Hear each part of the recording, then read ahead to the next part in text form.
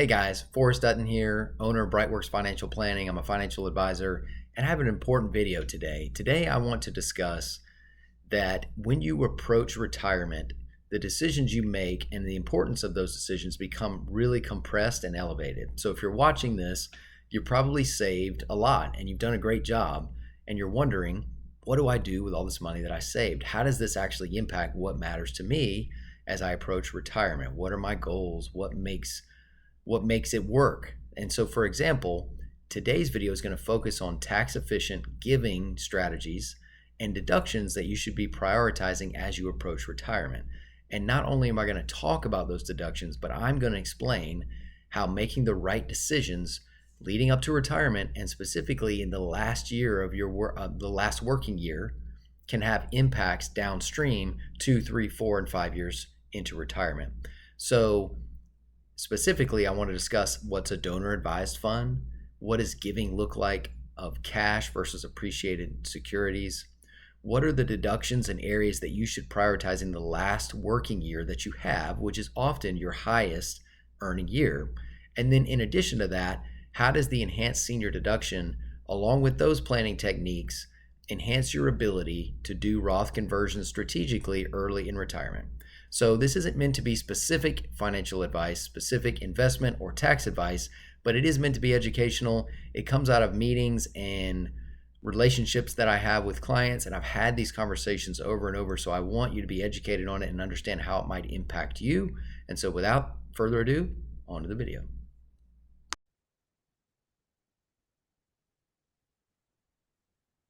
All right, guys, today we have another case. And I want to walk you through a case of a couple who is age 65 and they are thinking about what can we do to set ourselves up for retirement. So they're age 65 as of 2025. They're both working and they're entering into their highest working years. So in this scenario, just for easy math, both spouses, this is a married couple, they make $150,000 each for a total of $300,000. And what I want to talk through here is, since they turn 65 in 2025, I want to back up and first discuss, given that they're in their highest working years, where should they be prioritizing their deductions? So the first place is going to be, since they're 50 and older, if they have access to an employer 401k plan, they should be maxing out that plan. So that is the first place that they can get the most beneficial deduction. So at this point in their careers, if they're married filing jointly, that's going to put them in the 24% marginal tax bracket. So that is going to save them the amount in tax that they can get into that 401k. So for simplicity in this case, in 2025 as an employee, you can put in 30,500. That includes a catch up of 7,500 for those that are 60 and older. And so that would be the max that they could put in as employees. So I just want to quantify for you, what would it be if they both put that in their tax? Now, in this scenario, I'm not going to do that because I realize not everybody can max that out because they have other obligations. They may have grown children that are maybe still in college. There may be other things that are pulling and pushing on them at this point, but I wanted you to just kind of know the facts. So that's how much you can put in to an employer plan. So that is number one. Number two is, let's back up to age 64. Okay, so if you are at all healthy and you're approaching retirement, another place that you should really be prioritizing deductions is in your HSA. Okay, so if you have an HSA, you can defer often on a pre-tax basis, and a lot of employers actually offer a match for this. You have to be enrolled in a high deductible health plan. If you are, you can really put a significant amount of money in this type of account. Now, why did I say age 64? The important thing to remember about age 64 is, in age 65, you become Medicare eligible. That actually makes you ineligible to contribute to an HSA. There's a 6-month look back. So if you turn 65 in June of 2025, that means the entire year of 2025, you're ineligible for HSA contributions. So at age 64, that's a great time for you to do a maximal HSA contribution. And I want to just hit on one more strategy here. This isn't really a deduction because you're not going to get the deduction for it in the event that you do it at age 64, but I want you to know that it exists. And when it comes to HSAs, there's also something called a rollover. So you can do a one-time lifetime rollover from an IRA to an HSA. Now, if you find that you're behind, not only are there catch-up rules for HSAs, but you can do a lifetime rollover. So if you think about 2025, I'm just going to use the family rates. You can put up to 8,000. Let me go to my pin here for a second. You can put up to $8,550 in an HSA, which is pretty cool. So let me fix that. All right. So here we go. $8,550. Now, if you put that amount in, the cool thing about that is you can do a one-time IRA. So if you have traditional IRA, you can put it directly into an HSA to help you get caught up. Now, why would you want to do that? So when you hit 65 and say you want to retire, as this couple does in this case, they may find that this can be really helpful with things like Medicare premiums and healthcare costs into retirement. If you're able to do something like this, not only are you funding it up until retirement, but if you can do a one-time contribution, that is going to put less burden on your month-to-month cash flow. So just wanted to at least mention that. That's not really a part of this case, but I wanted to throw it in there because I think it's really, really important and relevant. So now let's move on to this case. So the real strategy here that I want to discuss, and we're going to be looking at columns 1 and 2. So scenario 1, I've called tax year 2025 smart giving and saving. So in this case, what can you do to lower your tax liability, not only in this year, but also to set you up for retirement? So here's one strategy that I've come across, and this is something I've encountered with meeting with clients. There was a scenario I just dealt with this in my own practice where we talk through the different strategies that can be implemented in this case. So simply put, you're going to see on column 1, you're going to see income. So why does it say 250? I just told you this couple makes 300,000. Well, if you get to tax time, if you're deferring and you are putting into that 401k, I'm just assuming that $50,000 came out for retirement between both spouses. So that was smart decision number 1. So they deferred some of that income, which made this taxable wage lower. That's where the 250 came from. Now there's another big number here. I'm going to explain it to you, and I've got to break this concept down. So in this case, we're going to look at itemizing tax deductions versus the standard deduction. Now, with the passage of the One Big Beautiful Bill, standard deduction for a married couple, especially those 65, has never been higher. But there's actually still room for planning that can make this even better. So what I've done here is I've showed you that if you have, and this comes from another client scenario, I realize this doesn't apply to everyone, but one problem I find that some, especially high earners, face when they approach retirement is they have idle cash or they have too much cash on the sidelines. So the other thing that they can do is, as people approach 64 or 65, often they're receiving inheritances. Their parents may be aging or passing away, and sometimes they just don't know what to do with some of the things that they've inherited or even received in the last 3 to 5 years. So here's an idea. Okay, so the first strategy is going to be using what's called a donor advised fund. Okay, and I'm going to set this up for you. So let's say this is often abbreviated as DAF, D-A-F. Okay, so if you see that acronym, that's what it means.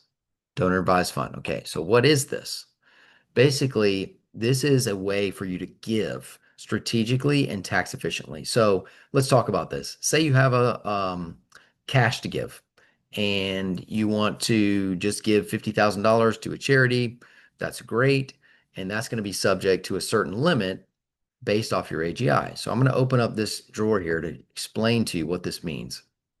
So remember, if you give cash to a 50% limit organization, okay, basically that just means most organizations that you're going to think of that would be charitable 501(c) organizations, that would apply for limit organizations. Now, you can actually contribute a certain amount, but it's going to be subject up to what your AGI is. Now, that stands for adjusted gross income. So if you had $100,000 of adjusted gross income and you gave $100,000 to a charity in that year in cash, you can only actually take a deduction up to $60,000.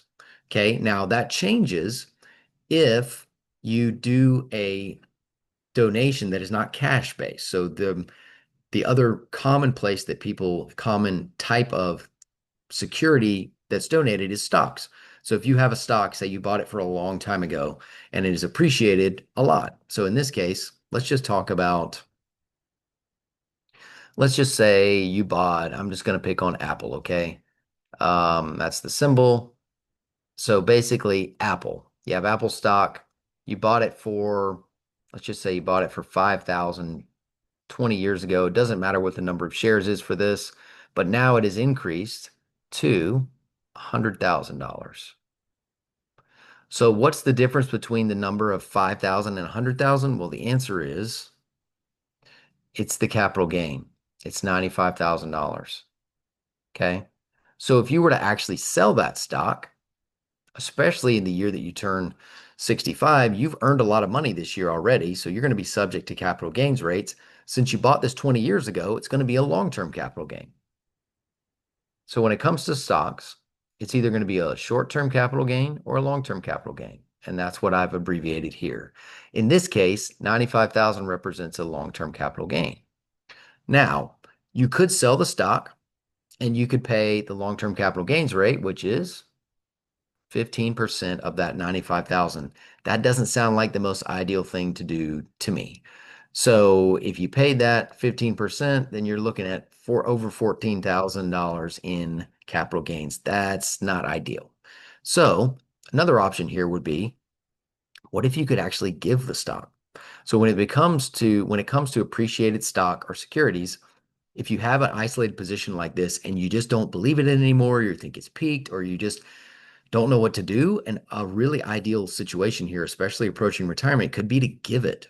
So you can give it in multiple ways, really efficient ways to give it through what's called a donor advised fund. So let's say you just take that Apple stock. I'm just going to call that A. Okay. So you take your Apple stock, you give to the DAF. Now, what does that actually mean? So it means that you actually gift the stock. So you don't have to sell it and liquidate it there. You give it to the donor advised fund, and then they will then distribute that money to a charity. Because if you gave stocks to a charity, a lot of times they can't really handle them. A lot of organizations are not set up to do those types of gifts. So a DAF was created, and you can set up a donor advised fund through very common brokerages such as Fidelity Charitable, Schwab. They all have these. And basically what you can do is you can take that, and in this case, since there was a $95,000 capital gain, well, guess what? If you give it to the DAF, that gain, you don't have to pay the capital gains. So it's a win-win, right? You get to give to charity, which again, I want to back up for 1 second. The one reason and the most important reason to give is because you want to, because you believe in the organization. A lot of retirees want to give to their church. They want to give to a charitable organization they believe in. So I want to be very clear here. Taxes are never the number one reason to do something like this. I just want to make sure that if you are a giver and you want to give already, that this could set you up really good for success. So just wanted to give that caveat. So win-win so far, right? So what does that mean for you? So I want to back up to this couple's case and explain to you where this 72,000 might come from. So look, I'm assuming, and I did some back math, but this would never work exactly like this in the real world. So remember that 30,000 or 30% AGI limit. So I'm going to back out here for a second. And I have put in an AGI, meaning an adjusted gross income for this couple. Scrolling up for a second. We'll get there. All right. So it's about 250. Okay. So if we just take, if we donate an appreciation security, remember only 30% of that is the max that can be deducted from AGI. So if we have 250, what's 30% of 250? The answer is $75,000.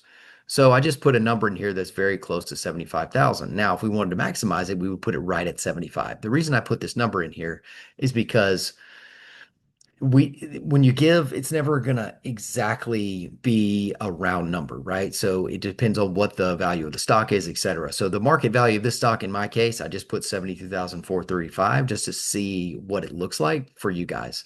Now realize you're going to get um, that deduction is pretty much all maximally realized in the year that you gave it, right? So if you had $200,000 of stock, it would actually carry over. And this is what's pretty cool about early retirement. If you have some low basis stock, meaning it's grown a lot, you don't know what to do with it, you're really nervous about it, and you have plenty of other assets, and you just don't know what the best thing to do here is, this could be a really, really important giving strategy for you. Because say it was 200,000, well, in that case, what's the difference between 75 and 200,000? Basically, you get to carry over $125,000 for the next 5 years.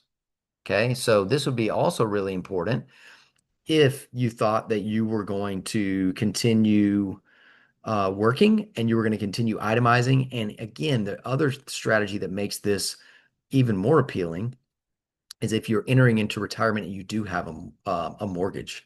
Because I do want to bring a caveat into this from a tax planning perspective.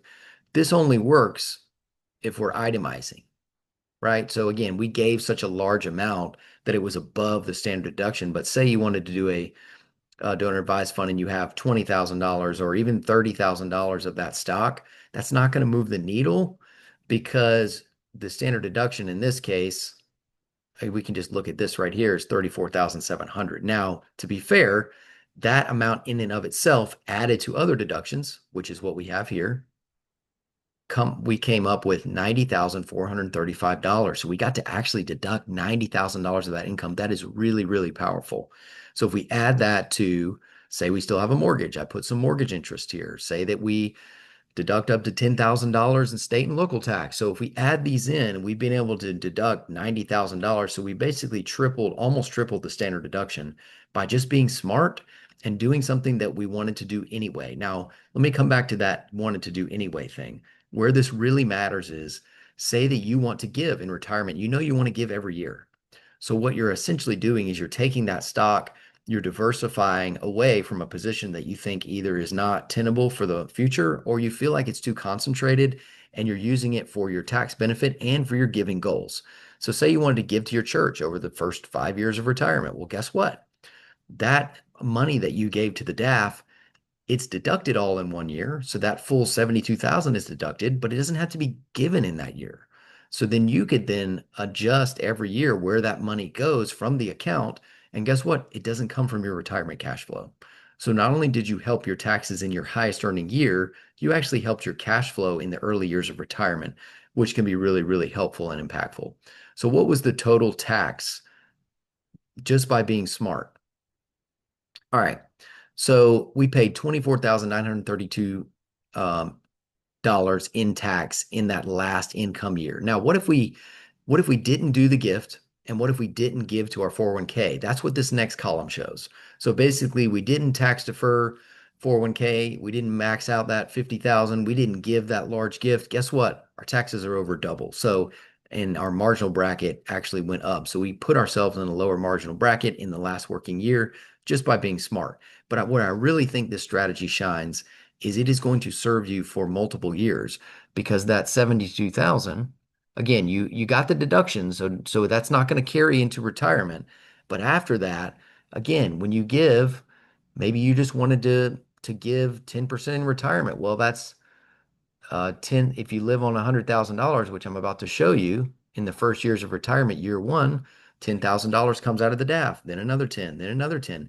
So you just pre-funded your giving in a really smart, tax efficient way. So hopefully that makes sense to you. Now I want to talk about what your actual retirement year one would look like and talk about some other strategies that may be beneficial. So again, just to break this down, the year is 2026, you're married filing jointly. And this case, I'm assuming that this couple wants to defer Social Security until age 70. Okay, a lot of people do that because they want to maximize the lifetime benefit. There are some drawbacks. That's really something to discuss in another video, but I'm assuming that you made that election. So coming down here, now all of a sudden, this $300,000 income is gone, right? We're not working anymore. It's our first year of retirement. So how are we creating our income? And this is where having multiple streams matters a lot. I'm going to move this over so you can see better. Let's minimize it for now. So let's talk through this. First off, we have IRA distributions. That's a traditional IRA. Often that's a rollover from your 401k. And we're deciding we want to live on roughly $100,000. And here's where it comes from. We have 20,000 coming from a traditional IRA. One of the spouses has a pension at 20,000. You have a large brokerage account. Now, here's another point I want to make. If you're watching this and you may be 60 or 55 and you're not quite here yet, this is why it's super important to have a taxable brokerage account. Because I wrote on this slide or on this column $20,000. But guess what? That $20,000, what you're looking at as a column in output is only what flows through to your taxes. So let's say that you have a $1 million, okay, $1 million brokerage account because you saved diligently and you did a great job. But over the years, you actually put in half of that is gain and half of it is money you put in. So another way to say that is CB is going to stand for cost basis. You have a $500,000 cost basis. So what does that mean for distribution? Basically, what it means is if you were to take the full 1 million, only 50% of that flows through as a capital gain. So in reality, this person that has that $1 million taxable brokerage account can take out $20,000 on their tax output, but really they're actually living on 40. So the better way to say this is you took out $40,000, but only 20,000 of it is a capital gain because 20,000 of it was a return of your basis. That's really efficient. And I can show you how efficient that actually is in a minute. So we have IRA at 20, we have pension at 20, we have 40 from capital gains. So we're already at 80. And then in this case, this couple has a rental real estate and that's $20,000. So we've got $100,000 of income. Now, here's what's really cool.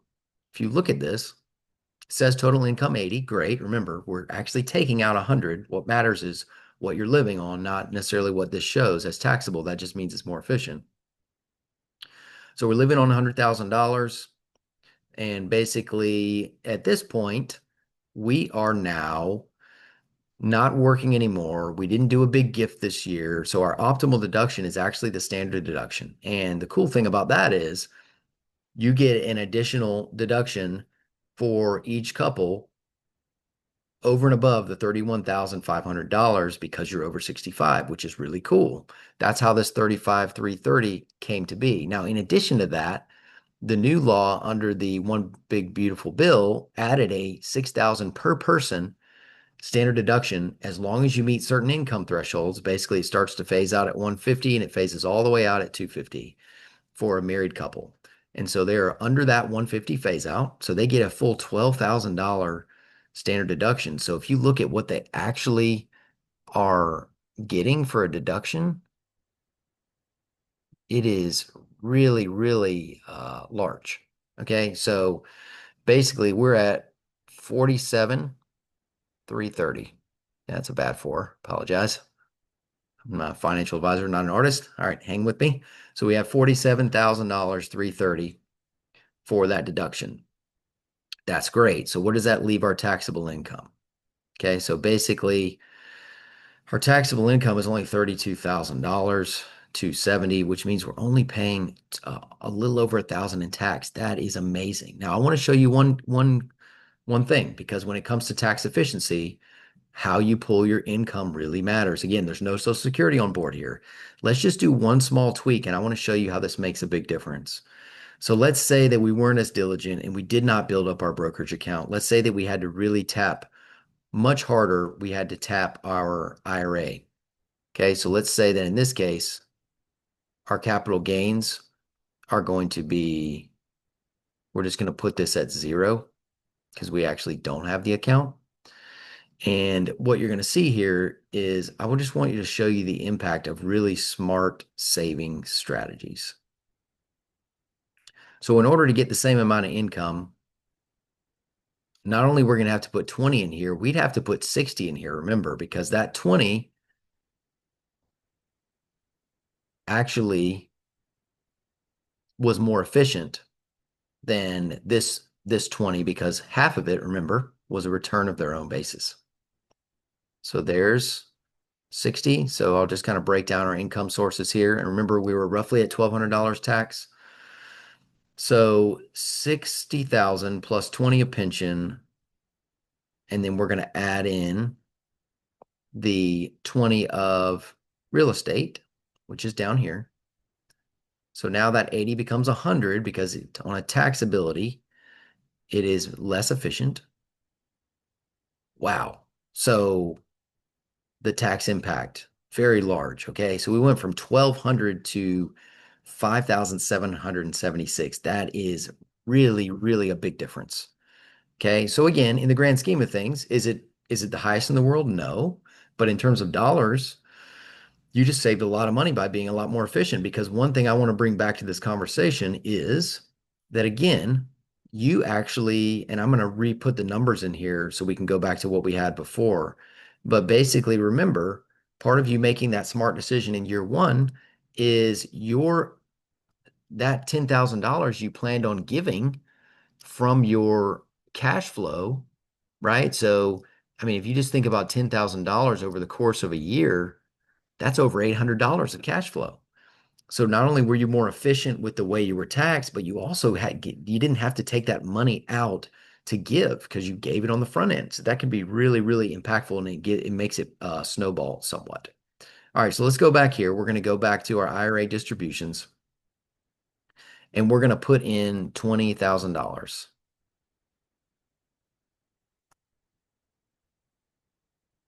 Okay, so we're going to make this scenario exactly the way it was before. And as I'm doing this, I just kind of want to talk through and remind you, again, we're modeling how efficient it can be to have capital gains as a part of your retirement income, because even the money that you live on, not all of it will even flow through to taxes because of things like cost basis. So I would say that makes it even more efficient. Now, here's what's cool. In retirement year one, I showed you, you only pay $1,200 in taxes. Now, because of this efficient distribution, one thing that you can actually do is you can actually think about that money I saved by doing the giving strategy on the front end. I told you it was about 800 a month, right? So that's like $10,000. Well, almost not all of that, but basically, since we already saved that, you can kind of look at this as an opportunity cost and say, well, maybe I should put some of that money towards doing something like a Roth conversion, right? And this won't even cost you as much as you think. So we're going to change nothing here except do a $20,000 Roth conversion. So let's say you want to take some of that IRA money, you want to pay the taxes now because you think over the course of your lifetime you will actually pay less, or you have some goals to build up some tax-free money to leave to heirs. There could be a lot of reasons to do that. I'm just assuming you've already made that decision. So now we have a $20,000 IRA distribution. We have the pension still, and we've decided to just do a $20,000 Roth conversion, which again is paying the taxes up front, and we still have our rental income. So we go back to 100 here. But what's the efficiency on this 100, right? So we just saw 100 of inefficiency. So we're kind of in the middle. We pay 3,376. Now, what I want to draw your attention to is the effective rate of this, okay? Because basically effective rate is the amount of tax you pay versus your actual taxable income. So really, marginal rate is one way to look at Roth conversions, but even more accurate way is to look at your effective rate. So if we think our effective rate is going to be higher than this in the future, this would actually make a lot of sense. And especially during this window where this senior deduction is in play, because remember that senior deduction is only subject to 25 to 28. So we can't do this forever. So now I have the final scenario here, which is what happens when you take Social Security. So I call this 2030. So assuming that inflation exists, I'm going to say that you take $84,000 of Social Security. So basically, a way to think about this is This is roughly $3,500 per couple. Okay. So given that it's 5 years in the future, it's inflated somewhat. It might represent if you're somewhere around the 3,000 range now, but just want to throw that in there. So we have $84,000 of Social Security. Well, already a lot of that is being taxed, right? It's already being pulled into taxation.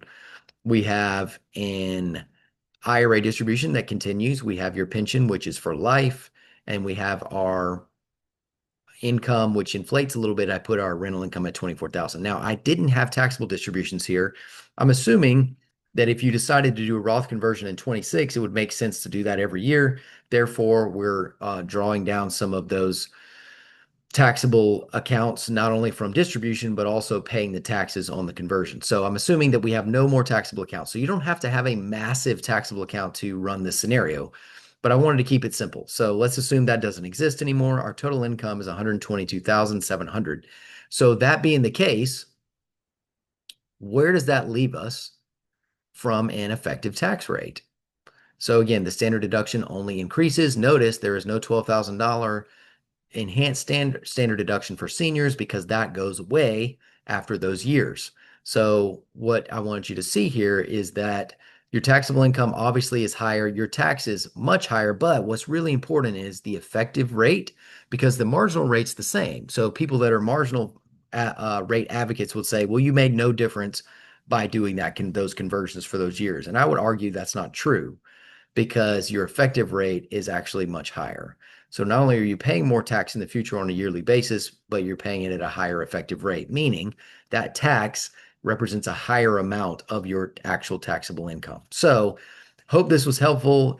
I really think that a strategy like this can be powerful, especially in your last working year when you have a lot of options to potentially do a large gift. If that is you, this is a strategy that can be very impactful. And not only does it help you in the year of your final working year, it also helps you downstream, not only with lowering your cash flow burden, but also opening up opportunities to do some Roth conversions by taking advantage of the senior deduction. And finally, if you're approaching retirement, the most important thing you can do is have a diversified saving strategy so that when you get to distribution, you can do it in the most tax efficient way. So please comment, subscribe. I'd love to hear what your thoughts are. Love to hear if there are other scenarios that you'd like to see.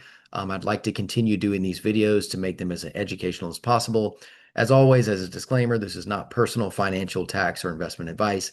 It's just to educate you. And I love doing that. And I hope you enjoyed this and I will see you next time.